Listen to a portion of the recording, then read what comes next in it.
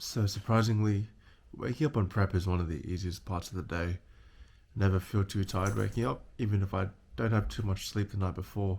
And I never really wake up hungry, so it's one of the few times on prep where I have some mental clarity. They're so cute. So I found that on prep, routine is the most important part. In terms of just making sure you have a good schedule, really helps set up your day and makes it a lot less taxing and intrusive. So I try to do the same thing every single morning, just so that I can best conserve my energy and not have to think so much in the morning. Alright, if you guys have been following me for a while now, you've probably seen these red trunks a couple of times, but it's all good. We're friends now, even though I feel super exposed. Every morning, we also do morning poses. This is completely fasted and you feel super flat, super tired. Holding the poses is quite tiring, but it's a necessary step to stepping on stage, so we get it done. And you definitely feel a lot smaller compared to later in the day once you have a pump and the carb up, which we'll see later at the gym. It's time to go weigh ourselves. 80.5. I'm actually really stoked with that. That's a new low. My lowest weigh-in before today was 81.0, so I'm super happy to be on track. And we are now 32 days out from competition. I'm literally counting down the days. Let me show you my phone app. I look at this every day. We are so close. It's like 1 month out. You have no idea how much I want this prep to be over. It's time to go for a walk, get the first dose of morning sunlight and some steps. Also, car mirrors make you look unnutty. On prep, I have to hit like 12,500 steps every day. So I find just going out in the morning to get the first few thousand done really helps, and getting some sunlight just makes you feel a lot better. And another super important hack for me to survive on prep is, since you get this good amount of clarity in the morning, I use all my energy and mental focus into my coaching. So I'm a full-time coach and I have to respond and give clients feedback. I make sure I'm at my tip-top form when I'm doing this, because that is my number one priority. So I get that done and then I go on with the rest of my day. Just finished the coaching part, and now to break my fast or have the first bit of calories, I get a coffee. And I'm with my sister. Hi. And she's from Sydney and she just had a child recently, which is the baby that I put at the start. Right, so we're back home now. I got to my coffee and I've gotten to the point where I'm asking the barista how much full cream milk they put into the coffee so I can track it. So now every time I get it, I'm like, make sure you weigh my milk for me. Let me know how much you're putting in. And the reason why I drink full cream milk coffee is because I need a fat source. I eat a lot of lean meat, so my fat kind of drops below that 40 gram mark. So I have to really make sure I put in the effort to get my fat to at least 50 grams. Because in a deficit, that's very important in order to regulate your hormones and just survive. Once your fat drops too low, you're going to feel like absolute shit. And the second walk of the day is the grocery store. Another prep hack is making sure you only buy what you need for the one day in terms of food. So that means every single day you have to make the trek to the grocery store, and it gives you like a free 2,000 steps. And in typical Melbourne fashion, I left the house when it was sunny, and now it's literally about to rain. Another key thing is having set food menus in terms of like a meal plan, because you don't want to be thinking about what you want to eat. You kind of just want to be able to go autopilot, cook the same things, and then get some food in your system that satisfies all the macro requirements. I already started eating because I'm so hungry, but now we'll just eat. And then after that, just watch some YouTube, and then we'll head to the gym for a push day.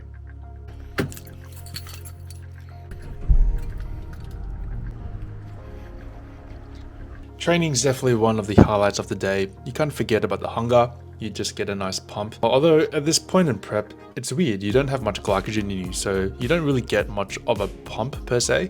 It's more so like you lift until you can't, and you hit a wall with your reps where you just suddenly drop off in terms of being able to push. So it's a very different type of training feel comparatively when you're just eating normally and you're full of carbs.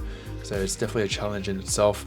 But yeah, it just keeps your mind off the food, allows you to kind of just focus on what you're doing, and takes up a good 1 to 2 hours of your day. So that always helps, makes the day go by faster, which means you're one step closer to show day. And as always, after the workout, I go through all the poses that I did in the morning essentially, and just conditioning myself, because it is very difficult to pose for long periods of time. It's almost its own type of cardio, because it just makes you sweat, you get super gassed, and you're basically asymmetrically contracting your muscles. Getting that on check is one of the biggest priorities, so I spend at least 30 minutes post session just going through all the poses, which is pretty good fun. But by the end of that, I'm completely floored, which is kind of like a second workout. So I just go home and I'm sitting in my car, feel completely cooked.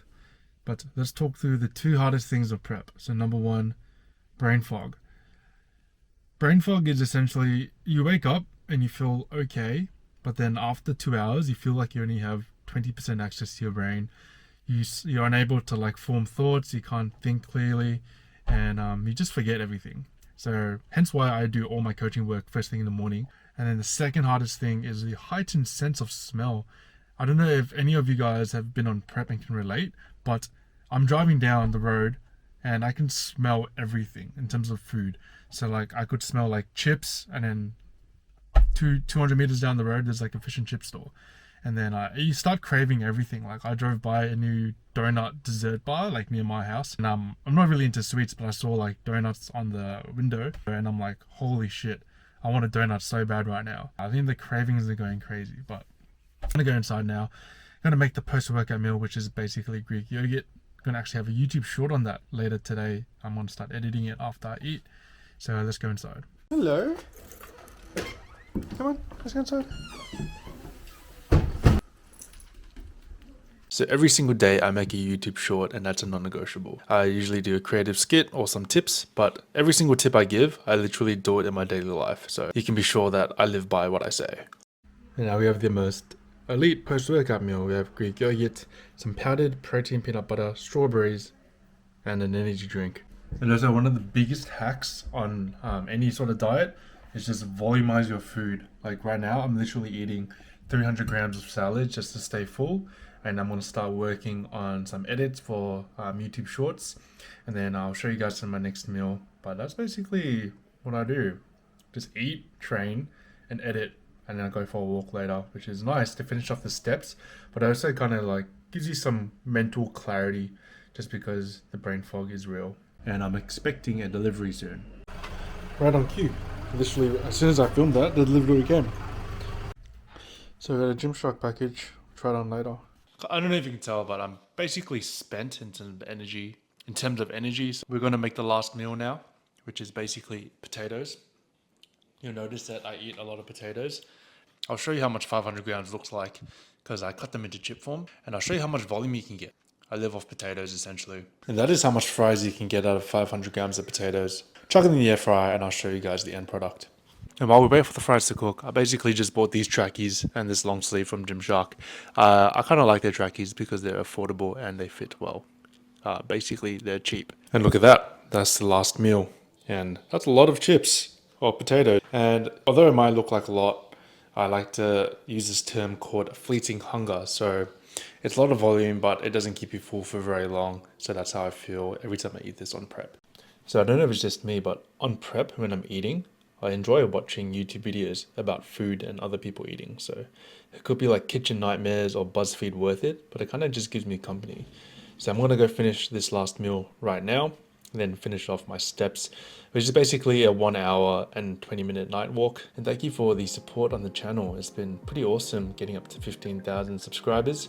And yeah, let's see where we go. We're 4 weeks out. My energy obviously is pretty low on prep, but I think as we get closer, despite being more tired each week, I think just the fact that we're going to be closer to finishing the prep, I'm going to be more excited. So I'll be releasing one of these every single week. So I'll see you in the next one.